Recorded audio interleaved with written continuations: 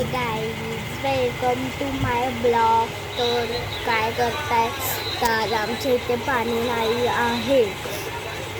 एवढं पाणी होतं, तेवढ्याच पाण्यामध्ये आम्ही सगळ्यांनी अंघोळ केले.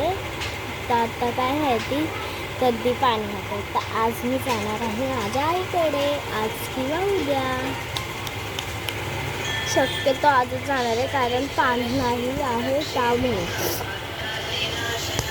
बाय बाय गाईज, नाश्ता करून भेटूया आपण इथं.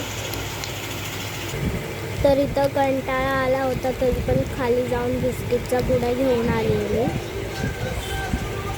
ही माझी मम्मी कशी बसले बघा. आता मी चहा नाश्ता केलेला आहे तर नंतर भेटूया. बाय.